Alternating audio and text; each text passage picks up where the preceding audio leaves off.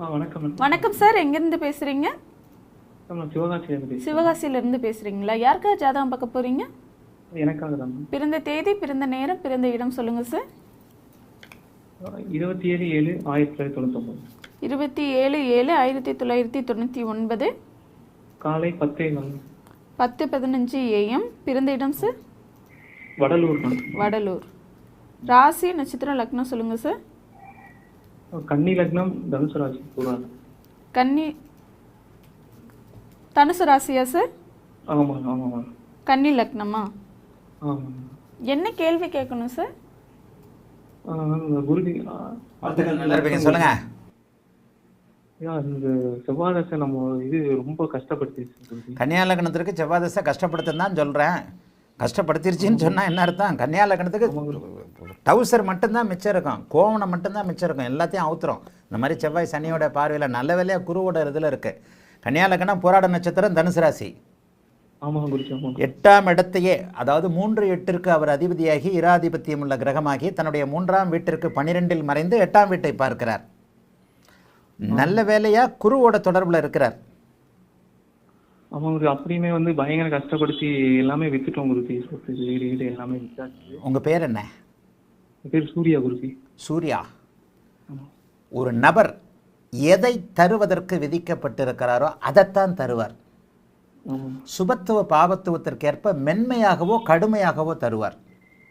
ஆமாம். 8ஆம் அதிபதி செவ்வாய் என்ன பண்ணுவார்? இருங்க சூர்யா. கன்னியா லக்னத்தில் பிறந்திருக்கிறதுனாலையும் சந்திர அதியோகத்தில் புதன் இருக்கிறதுனாலையும் ஜோதிடம் ஓரளவுக்கு உங்களுக்கு புரியும். ஆமாம் குருஜி. ஆமாம். நான் என்ன கேட்குறேன், 8ஆம் அதிபதி எதை தருவார்? அதான் குருஜி கஷ்டம். கடன், நோய், வம்பு, வழக்கு, அசிங்கம், கேவலம், விபத்தை கூட கொடுப்பார். இந்த அளவுக்கு நீங்கள் எதை தாங்குற சக்தியோடு நீங்கள் இருக்கிறீங்களா அப்படி இப்படின்ட்டு அதுக்கடுத்து இந்த லக்னாதிபதிக்கு அவர் கொடுக்கக்கூடிய துன்பங்களை தாங்கக்கூடிய அளவிற்கு லக்னாதிபதி வலுவாக இருக்கான்னு பாருங்கன்னு தான் ஆன்லைனில் கிளாஸ் நடத்துகிறேன். இந்த இடத்துல உங்களுக்கு லக்னாதிபதி பாதிக்கப்பட்டு இருக்கிறார். நல்ல வேலையாக பௌர்ணமியை நோக்கி போய் கொண்டிருக்கின்ற 2 நாளில் பௌர்ணமி ஆக போகிற சந்திரனுடைய வீட்டில் இருக்கிறனால லக்னாதிபதி ஓரளவுக்கு வலுவாக இருந்தாலும் ராகுவோடு அவர் சேர்ந்திருக்கக்கூடாது. அப்போ என்ன நடக்கும்? செவ்வாய் தசையில் கடுமையான பிரச்சனைகள் தாண்டி வந்துட்டீங்களே. இப்போ ராகு தசைக்கு வந்துட்டீங்களே. ராகு அப்படியே அவரும் பௌர்ணமி சந்திரனுடைய வீட்டில் தானே இருக்கிறார். ராகு லக்னாதிபதியை போல தான் பலன் தருவார்.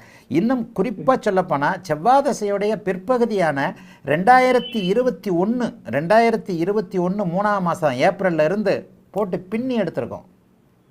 ஆமாம் குருஜி. ஆமாம் குருஜி. இப்பயுமே வந்து ரொம்ப இதாக தான் குருஜி இருக்கு. தங்கச்சிக்கு உடம்பு சரியாமல் போயிட்டு அவங்களுக்கு பரவாயில்ல. தங்கச்சிக்கு உடம்பு சரியில்லாமல் போனது கூட இப்போ கொஞ்சம் அப்படியே இதாகிட்டு தான் போயிருக்கு.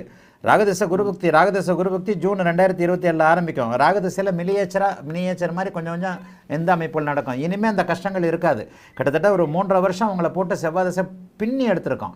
கன்னியா லக்னத்திற்கு வரக்கூடாத தசை, 12 லக்னங்களுக்கும் வரக்கூடாத தசைன்னு ஒரு வீடியோ கிட்டத்தட்ட 7-8 வருஷத்துக்கு முன்னாடி போட்டிருக்கேன். லட்சக்கணக்கில் வியூஸ் போயிருக்குது. அதில் என்ன சொல்கிறேன், தெளிவாக சொல்கிறேன்ல, கன்னியா லக்னத்திற்கு செவ்வாய் தசை எப்படி இருந்தாலும் சுபத்துவமாக இருந்தால் பூப்பந்தால அடிப்பார், பாபத்துவமாக இருந்தால் இரும்பு கல்லை கொண்டு அடிப்பார். இவ்வளோதான் வித்தியாசம். அடி விழுகிறது என்னமோ நிஜம்.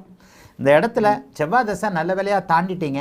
இளம் வயதிலேயே கஷ்டத்தை அனுபவிக்கக்கூடிய தெம்பு இருக்கின்ற வயதிலேயே, திருமணம் ஆகாத வயதிலேயே உங்களுக்கு செவ்வாய் தசை வந்தது நல்லது. இனிமே என்ன கஷ்டமெல்லாம் பட்டாச்சு. இந்த பாருங்க, வேலையும் கிடைக்கல குருஜி. நான் கம்ப்யூட்டர் சயின்ஸ் தான் படிச்சிருந்தேன்.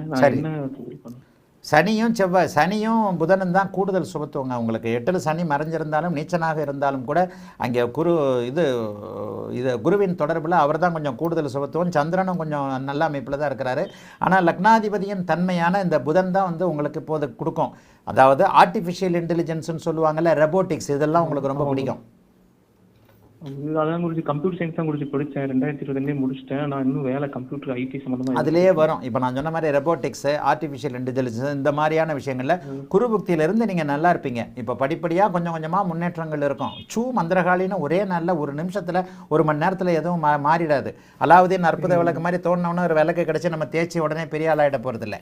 நல்லா உங்களுக்கு கெடுதல் முடிஞ்சு போச்சு. படிப்படியாக தான் முன்னேற்றங்கள் இருக்கும். எப்போ முன்னேற்றங்கள் இருக்கும்? ராகதிசை புதன் புக்தியிலிருந்து தான் உங்களுக்கு நல்லவைகள் நடக்கும். புதன் புக்தி டிசம்பர் மாதம் 1ஆம் தேதி, புதன் அந்தரம் டிசம்பர் மாதம் 1ஆம் தேதி ஆரம்பிக்குது. டிசம்பர் மாதம் 1ஆம் தேதி நீங்கள் நல்லா இருக்கணும்னா நவம்பரில் வேலை கிடைக்கும். இந்த வருஷத்துல இருந்தாங்க நல்லா இருக்கும். வேற என்ன கேட்கணும்? 8 12 சுகத்துவமா இருக்கா குரு அந்த 12 சுபத்துவமாக இருக்க வெளிநாடு ஏற்கனவே இதெல்லாம் ஒவ்வொரு லைவ்லையும் சொல்லி நான் போர் அடிச்சுக்கிட்டு இருக்க விரும்பலை. ராகு திசை நடக்கிறது, 8 12ஆம் இடங்கள் சுபத்துவமாக இருக்கின்றன. இதெல்லாம் உங்களுக்கே நான் சொல்லி கொடுத்துருக்கிறேனே, ஒவ்வொன்றிலையும் நான் ரிப்பீட் பண்ணணுமா என்ன? மாணவர்களுக்கு போர் அடிக்காதா? கடகத்தில் இருக்கக்கூடிய ராகு வெளிநாடு வெளிமாநிலம் கடல் தாண்ட வைப்பார்னு சொல்லியிருக்கிறேன்னா, முதல்ல கண்டிப்பாக பெங்களூரு ஹைதராபாத்னு வேலை கிடைக்கும். கிடைக்கிற வேலைக்கு போங்க, சரிங்க குருஜி. கிடைக்கிற வேலைக்கு போங்க. ராகுதசை குருபக்தி ஆரம்பித்த உடனே 8 12ஆம் இடங்கள் கண்டிப்பாக உங்களை வெளிநாட்டுக்கு அனுப்பும். அது உங்களுக்கும் ஆசை இருக்குது, உங்களுக்கும் தெரியும் நீங்கள் வெளிநாடு போவீங்கன்ட்டு. உங்களுக்கு தெரியுமா? ஆசை இருக்கா இல்லையா? ஆமா குருஜி. ஆமா. அப்புறம் என்ன போட்டு வாங்குறது? இல்ல குருஜி, நீங்க உங்க வாயில சொல்லணும். சனி இருந்துச்சா குருஜி?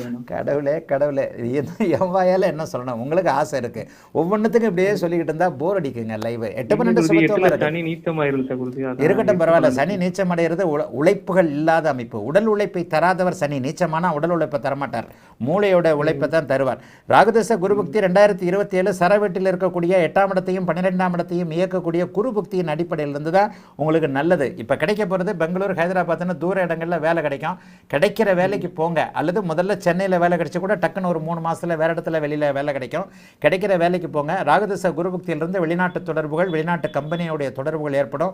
உறுதியாக வெளிநாடு வெளிமாநிலம் போவீங்க, தூர இடங்களில் தான் செட்டில் ஆவீங்க.